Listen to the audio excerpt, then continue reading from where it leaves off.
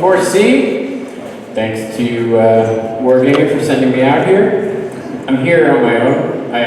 2K wanted to see if I wanted to do stuff, but we're really strict. We're about to release Mafia, so I actually wanted to be able to just kind of be me here, so I told them no, and they were fine with that. I'm going to be talking a lot about audiences today, because I think in order to kind of entertain, we need to look at the gates we have to get through before we get to the public. So I always consider the first audience, especially for designers, to be the team itself. And I get a little hippie-ish, which is funny because most of my teams think I'm a little bit of a hard ass, but the first audience really is your team. You have to get them excited. You have to keep on moving. You have to have people willing to just go that extra mile to make that extra entertainment. Second is obviously the public. Both of them, one begets the other. I think one of my big problems is that we always look inside ourselves. We're always looking at these techniques and these other things, but we forget a lot. And so I actually, looking outside of our industry, we're going to find a lot more. But, that's the big thing, is we have to remember what we really are in this business. And it's actually a much older tradition, which is we're entertainers. That's really what we are, more than anything else. We're the new circus in many ways. I think in the 90s we were more like the Playboy under the bed, with all the shame around it and everything else, but now we're legitimate.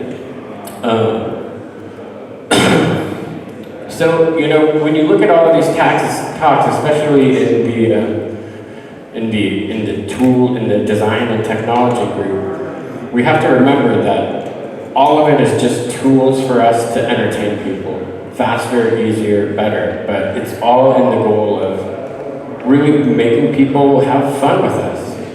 They don't owe us anything, and we want them to play with our stuff. So, I'm from 2K Games. We actually started out of BMG Music. We are rooted in entertainment. Our money comes from a much older pool. We started in movies, music, TV, all of those things we funded. Our basic, what's the word I'm looking for? Our basic tenet is that it really doesn't matter. We're completely platform agnostic. If video games go away, we'll find another way to deliver our content. Because again, the first thing for us is that we make something that's culturally significant. We do something big that makes people look at us. Almost nothing more.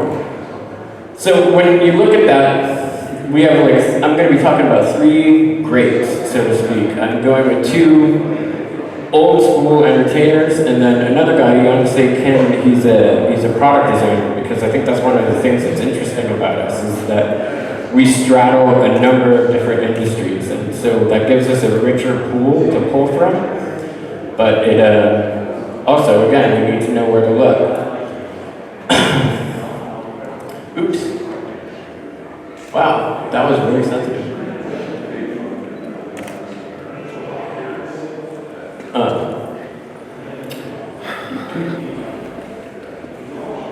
There we go. So I'm going to start with this, right? This is P.T. Barnum. He's the father of modern entertainment. He's the first person who manages crowd control. These two things are two of his famous quotes. The second one is actually a big one, right? This is a noble art. I think I got really tired in the 90s and 2000s of being like, what do? I work in video games. Oh. Lana Del Rey really pisses me off with that video game song. I'm a little bit like, how dare she? But at the end of the day, just like I was saying earlier, he's a showman by profession. And no matter what else you are, when we go, we're still an entertainer. That's what we did. That's what we're doing with our lives. We could probably have a lot more stable lives, and especially in the States, most programmers could have a much better quality of life building thermostats for Honeywell, but we're here on our own will. But we're losing something. So I'm in publishing. I'm in publishing for now 11 years. And I noticed this kind of separation further and further for us, of us and the audience. We end up treating them like money units. We don't do anything other than think of them as ways that we could just kind of scrape some more cash out of them. And I think we start forgetting what we're here for. We're forgetting that we're here to entertain. And we do all these concepts and we do all these other things that are kind of interesting to us, but it's all in this goal of just raking more money instead of making people happy and then letting them want to pay us. And, we launched Evolve without a cash store, and people have tried to start Kickstarters to pay us because we improved it enough that people wanted to give us money to keep it going. And I think that's a good place for us to be. It's a good philosophy to have for us. The second one, our first audience though, I noticed this trend in a lot of, no matter how good the team is, I noticed this trend where people are kind of put in a box. It's like, yeah, we use your name, but I really just see you as a producer, dude. Or talk to the programmers instead of talk to Lloyd, or talk to this guy because he's good at this. We don't do that anymore. And it's starting to actually affect the quality of the entertainment we're working on. So I'm going to start just to kind of give you guys an idea of where I came from and where I'm going. Because if you do work with me, you're going to understand a little bit more of my mindset, which will give you a better opportunity to figure out how to get the most out of me. So I started 24 years ago. That's me, poking out of the car. I broke half of my body. I didn't necessarily have brain damage, but I had the part that got really hurt. I couldn't read anymore. My eyes wouldn't sync up. And so that would make me start throwing up pretty heavily when I would try to read, and I couldn't walk. And it was actually one of the biggest kind of prisons of my life because I couldn't talk, I had a stutter, I couldn't read, but I still had every single conscious thought.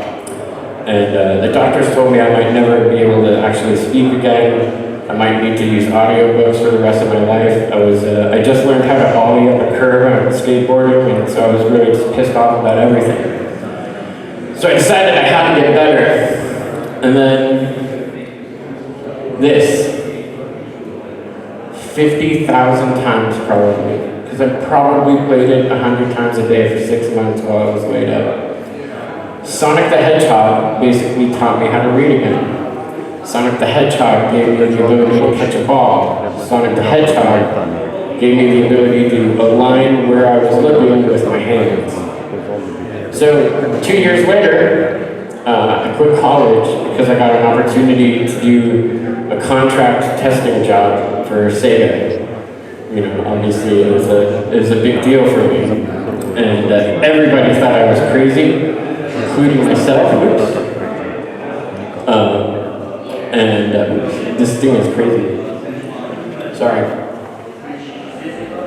So, now here I am, 11 years in development, 11 years in publishing. This is my first time I accepted a speaking engagement. I said no to GDC a bunch of times. I said no to my company asking me to speak at various PACs and GDCs and Euro GDCs. I don't want to do it. And most of the time I end up yelling at everybody when I go to those things, even though later I'm in the shower and I'm I had a point. So I also think when we start giving rules on how to do stuff, be it process, be it you have to do it in this order, they're outdated the instant we say it. And I've been in this business for 22 years, so I'm going to give you some good examples. And one of them is going to be your ire, I think. This one was hilarious because we were working on War of the Monsters, and we were trying to do a concept, and the rule of the day was that dual analog sticks were not mass market. We would be hurting our audience if we wanted to use dual analog sticks.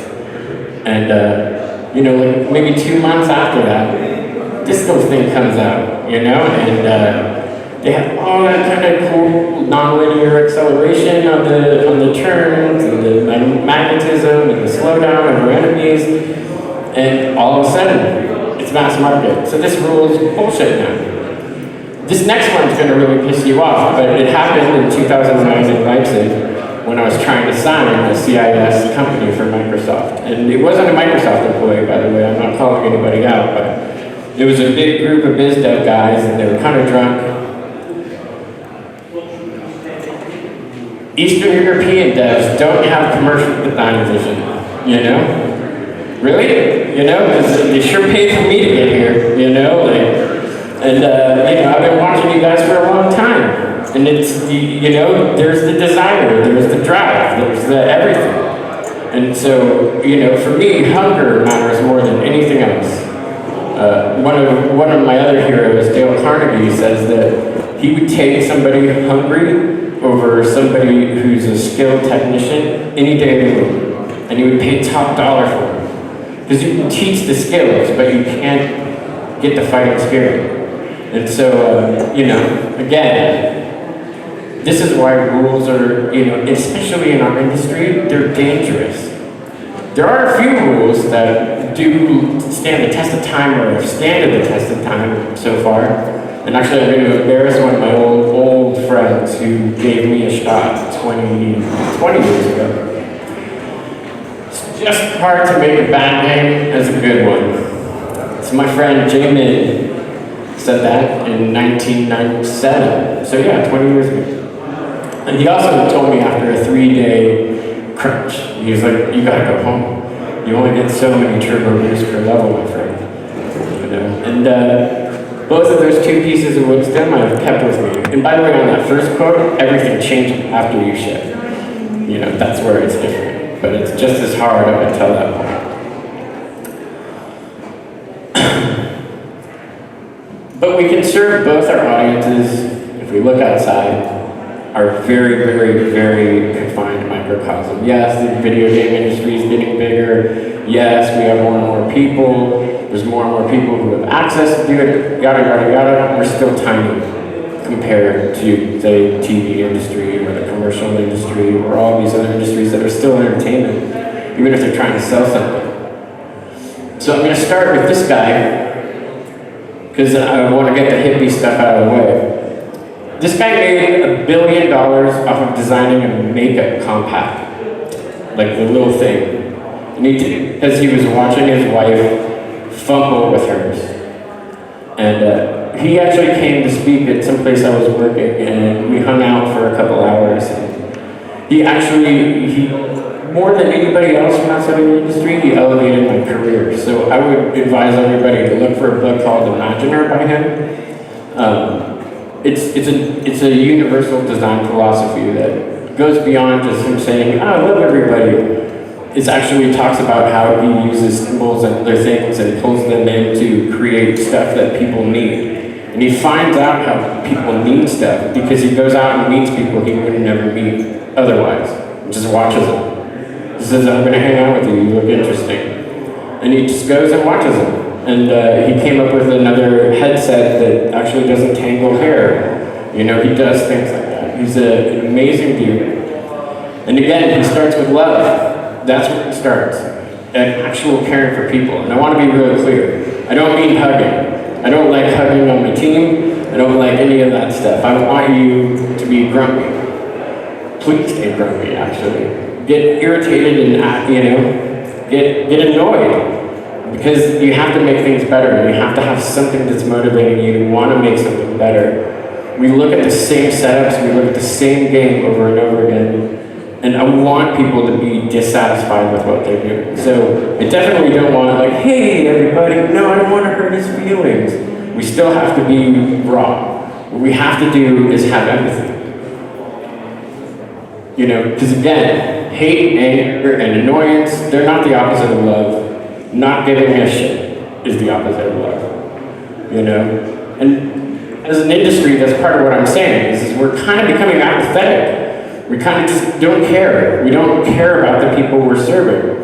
As an example, if I told all of you, hey, you, me, 7 other guys, let's go make $150 million, I'm sure all of you would say, yeah, people separately, hey, we could get the Kim Kardashian license.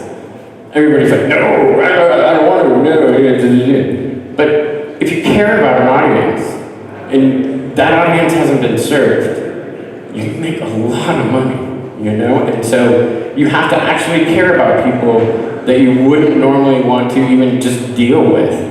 You know, yeah, maybe Kim Kardashian and all the people who follow her, maybe you don't like them, maybe you think they're dumb, maybe you don't, you know, but if you actually spend some time with them and realize that that crowd overlaps with the hip-hop crowd pretty heavily, and hip-hop is all about authenticity, you have to, in order to sell to them, you have to be authentic. You can't be cynical, and you can't be apathetic about what you're doing. There we go. Oh, wait. When we're empathetic, we can entertain people better because we're focused on what we're doing, making other people feel something. And that's a big deal. And on our team, on our first audience, the way we can kind of get through some of that is instead of just going, that guy's a fucking idiot, or these things, or that, you know, like, this is stupid. Maybe, you know, just giving people the benefit of the doubt and thinking that they're trying to do the best they can, you actually can get a lot farther with your team, and you can keep your team going a lot more. This is really important, especially once you become leads, or if any of you guys move off to corporate HQ, because decisions get made. Like, as you all know, if I'm on a team, and as publishing, I've done dev work on every single game I've been a publisher in. I put the Rumble in Evolve, I fixed one of their levels, most recently. So, you know, you still do dev work, but if you don't have that super tight relationship with the team, then your decisions and judgments from orbit, you know? And so, being like, make everything faster and not thinking about all of those consequences and the damage you're doing to that team by mandating to them all the time is really bad. You know, nobody likes somebody just being a dictator, especially somebody who hasn't experienced what you're going through to get these deliveries to you. So again, having that empathy is a big deal. And then also learning the different habits and the different reasoning behind people helps you serve both audiences better. You know, I always used to say when I would go travel into places and we'd end up in just the shittiest, scariest places we could find, and end up making friends with everybody there and having a good time. It's like the human spectrum is really wide. There's a freak show out there. And actually celebrating that freak show is why Howard Stern has $300 million in the bank right now of his own money. Because he actually makes people seem interesting, people that you would never care about. And so he's another person you should learn from, but I didn't have time in 45 minutes to go hog wild on Howard Stern. But that's weird thinking that. So here's the other guy, P.T. Barnum. You know, he was called a humbugger, and he would always talk, he even wrote a book about the humbuggery of the world. Humbug in modern terms is bullshit. You know, he's a bullshit artist. He literally, but he was totally open about it. And because he was open about it, he could pull people into the joke. And once people become part of the joke, they actually like being tricked. He used to have this fun house at his museum, and it had all these fancy signs, and right going into the building it said ingress, which is even an old word back then. And you go through it, and there's a side door, and it had an even fancier sign that said egress. And when you went outside, it was a one-way door with no handle, and you were outside. So you would open this door and go through, and everybody's like, I'm outside. And then they thought it was hilarious, and then they bring their friends back into the fun house to go see the egress, and they pay for admission all over again. And you know, the other interesting thing about him is that, like our industry, there's no fourth wall with him. Like our industry, he required public participation. So that fourth wall was actually a pipe between him and the audience. And he pioneered that for us on how to kind of take people and play with them a little bit. And so learning about him, I want all of you, if you can find translated, really learn about him. Because in some ways he's the father of our industry, even though he was from the 1850s. He also invented the first monetized free entertainment by holding one of his festivals on an island. Normally he would hold his little festivals and events outside of his museum, so he would get people to come and get in the museum to get air conditioning or whatever.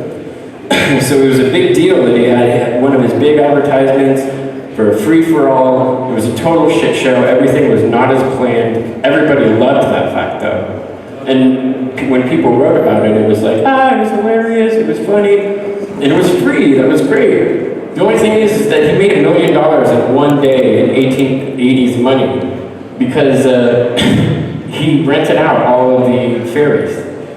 And so he owned all of the boats that went to this thing. And he doubled the price of the ferries for the ferry rides. So he actually made a free thing that made him right there. So this is where designers start getting really mad at me. Because, I come on these teams all the time.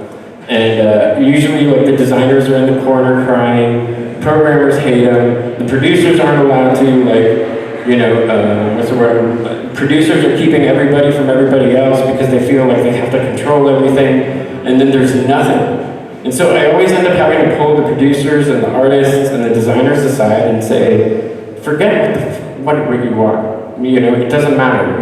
Your first job is to make the rest of your team look good. And designers really get mad at me because when they get hired, they're like, I'm the creative. I'm going to be the next Miyamoto. I'm going to do all of these things. And it's like, I get it. And that's why people who've only shipped one game scare me more than the green-eyed people, and don't scare me as much as the hardened veterans who've only worked on stuff that would disappointed them. Because they always think that they need to be the vision holder as opposed to the rallier. A lead designer who's the cheerleader of the team is a better lead designer than a guy with great design skills and no people skills. Those guys don't get promoted. They get left doing the one thing they do well. And but everybody gets mad at me for that. But then once they start doing it, and once they start building those bonds, and you start building the communication, they actually start realizing that they're being supported and they are having people come ask them questions because they're starting to become ringleaders, and that's what I like. And when you're open, right, part of the reason why I went through my little history is that when you start learning about people and taking that interest in people and then start finding ways for you to engage with them on their level, you can actually get them more excited. You can get them more excited people make better stuff. But the other side is that teams need to understand the kind of pressure, right? Because this is the fear of every designer. I make a small bad decision, and we don't know it until, oh shit, it's alpha. And half the time nobody wants to pay you for another year to fix it. And everything is going to hell, and you still gotta ship, and you still gotta figure something out. And then you spend all of your time trying to make it just barely good instead of great. That's the fear. It's why you see so many designers who are afraid to make a decision, or they just want to hold their ground, or they get insular, or some types of people end up getting pushier and start getting louder and trying to control more because this fear curve is huge. Spending 2 years thinking everything's okay, and then, oops, it's not, And it's all because of a decision they made 2 years ago that seemed right, but they didn't actually stay flexible, and didn't listen to their team, and didn't really pay attention to the game. So, give them a break, and once they feel supported, it's better.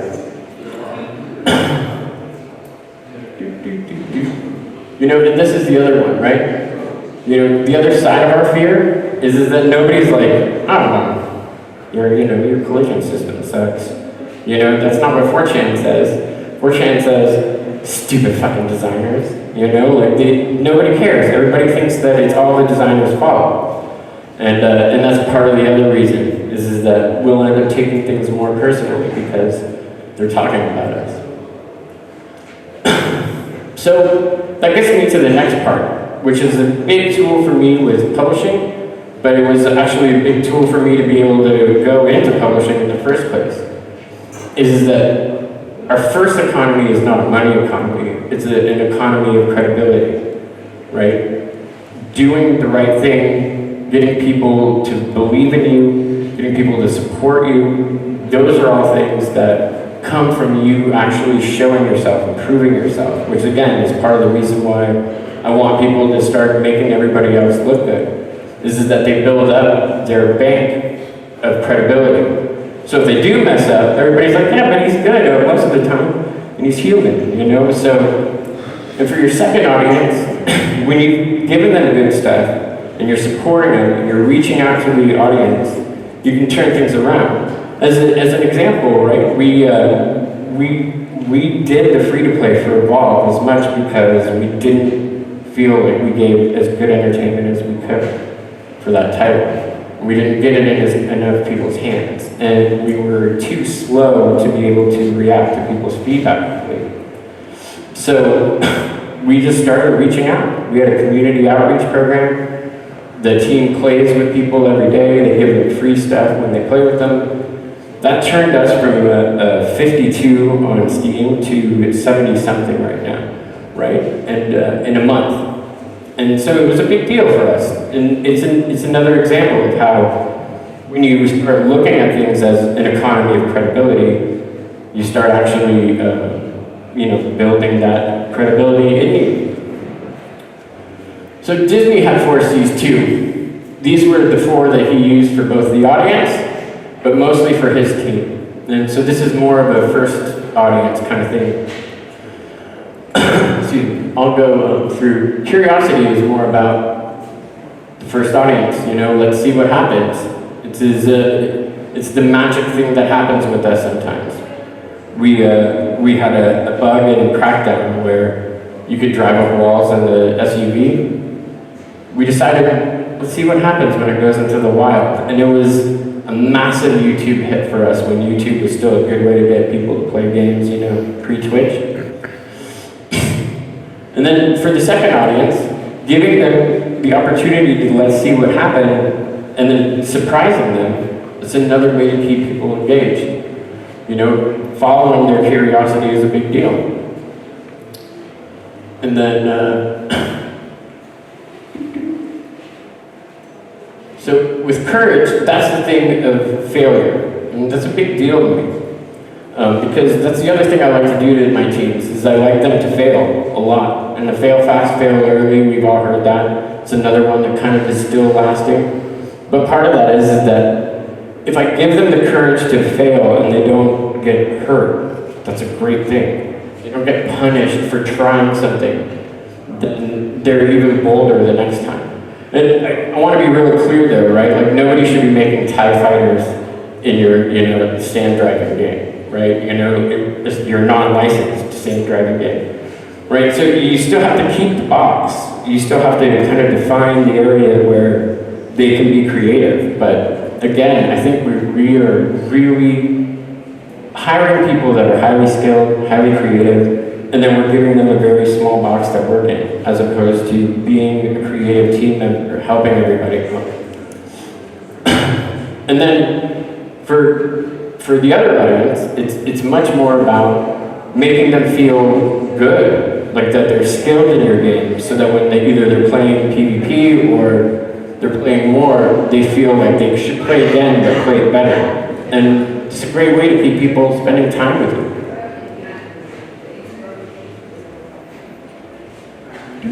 There we go. Confidence. Disney says this is his most important of his 4 Cs. I see why, because when you're confident, then you're going to be more courageous, and you're going to be more curious. But the other story here is that when you have a confident designer who's not constantly afraid and, not harangued and and doesn't, knows how good they are, then they'll take the ideas from the other members of the team. A good story of that is, I know somebody that was not authorized, but I was there on the 108 when we got our core loop. And that didn't come from the designers. That came from their art director, Saku. And and he just was there late one night and playing around with stuff and had something good. The reason why I respect every single one of their designers there is that they didn't go, I'm the designer, like a lot of people do. They didn't get, bent out of shape. They went, we can work with this. And given that we had to change some of the stuff in the core conceit of the game, the original core loop just wasn't working. And they were really struggling with getting something going that had meat that they could lay out levels to. And Saku came with that, and they just went, yeah, we can work with this. And here's a fixed list of the stuff we'll need for this, and they just immediately started working. There was no drama.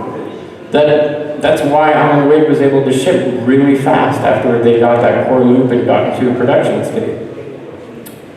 And again, building that person's fluency in your game makes them try new shit. And if you support that, then what you get is you get them going, oh wow, I'm going to try this and see what happens. That's Grand Theft Auto in a nutshell, right? That's, let's see what happens. Oh, I scared that person. He ran out and got hit by the bus. Woo! And it's like, the better you drive, the more stuff you're doing, the more crazy stuff you're trying to, make happen. And the game answers it.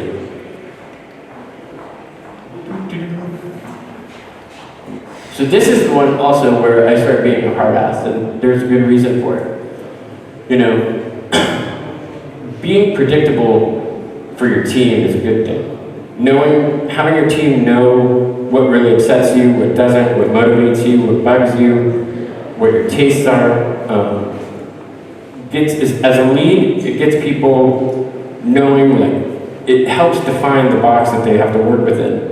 But it also knows, again, if I'm constantly like, no, try this out, go for it, do what you're the designer, go try it. Then they start feeling comfortable, and that comfort, even if you're a hard ass, and even if they know that if they do X or Y, it's going to be trouble for them, that predictability actually gives them a sense of security. And it's everybody. It's also the leads themselves. When the team is acting the way that they're used to, that actually lets them have more room to breathe. In the second audience, if we always have kind of a norm and controls, we can play off of those, but there's always something that they can rest on that's the same from the last time. You're not switching the controls all around on them all the time, or you're not changing a reaction that's a very, very base reaction. So it gives them, kind of like a control that they can settle into and still stay secure in your title. But this, right here, sensible, disciplined protocol. This is where I am like, no, you're going to name your naming convention this way. Collisions are on this way. Because when you start letting everybody go willy-nilly, then you can't share their stuff. You can't let somebody else work on it, or like the good texture artist can work on your level. But where did you put all your layers? This is horrible stuff. So even though I sound like I'm free and like kind of a hippie and let people be creative, I allow that because there is very, very strict guidelines on how you get stuff done. One of the things, there's an industry I think that we would ruin if we moved into, and that's the hair salon industry.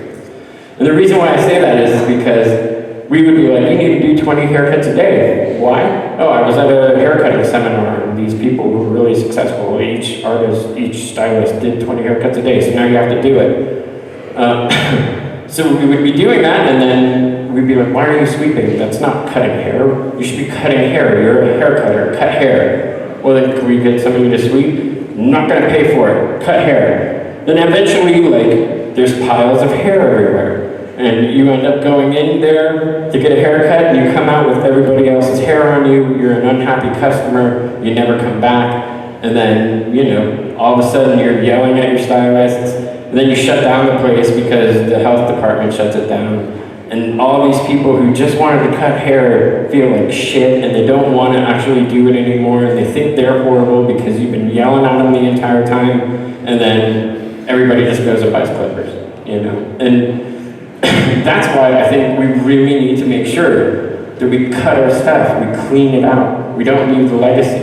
When I came onto the bureau, Yeah, well, 2 slides. But when I came onto the bureau, it was a 7-year project, and it had gone through 3 reboots, 3 full redesigns, 2 or 3 studios, and nobody removed all the old assets from the bases because everybody had to keep on moving all the time. So it was like you'd hit a save button and it would take 9 minutes. If it takes 9 minutes to save your level, you're not thinking about how to make things better. You know, you're fighting a tool. You're not fighting anything else. You're just not entertaining anybody. You're just sitting there hitting a button and then going to get, coffee, maybe have a cigarette, maybe go get lunch, and my level will have saved and not crashed because it's old school Unreal and, baking and all that stuff. It's all because we keep on trying to push people forward and get more stuff in, and it actually slows you down. Over and over again, I see this happen, and it doesn't really matter about the quality of the team. Everybody thinks, oh shit, we're getting close to the end, we'll just rush through it. And then they don't get to do stuff because they're spending all their time with all this legacy and they're not able to actually just make things better. So the other side of consistency is the interface, for the second audience, the main audience. When you keep the controls same, they get more comfortable, they get fluent in your game faster. And then, again, once you're clean, once you keep everything clean, once you have everything very, very rigidly assembled, then you have more time to do other things. And that's part of the comfort of having this kind of consistency, is you always know where you're going to find things. You always know where to look for scripting. So a cleaner development environment, like I said, lets people focus on the entertainment. So lastly, the other concept from Disney is plussing. It's just a matter of making everything more interesting, right? This is the most simple way to do it. Just turn a square 45 degrees and now you have a diamond.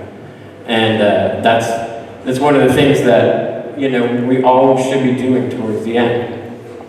So another good example of plussing is this, right here. And when we have that time and space from the cleanliness, we can plus. We can spend those last months just making everything better, being bored at the same jokes and making the joke even funnier, realizing that this thing is slow and these transitions aren't kind of that great, so I'm just going to fix them.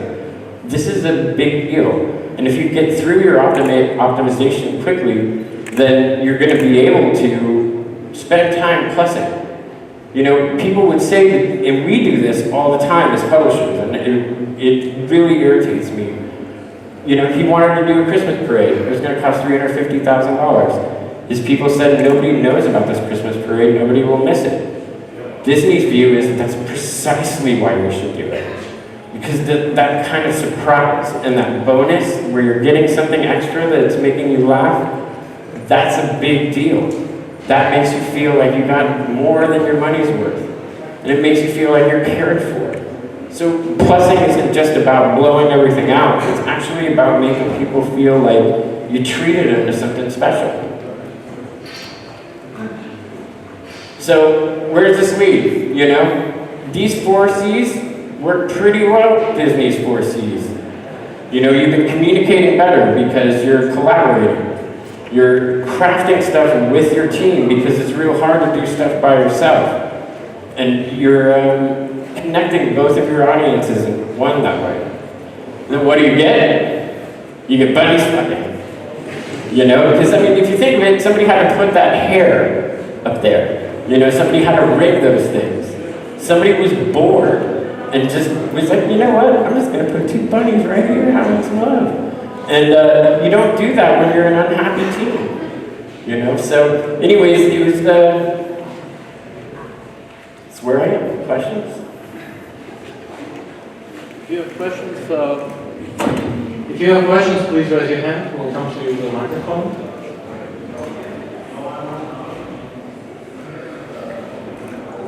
I think you've been very clear. All right. Well, I'll be around anyways.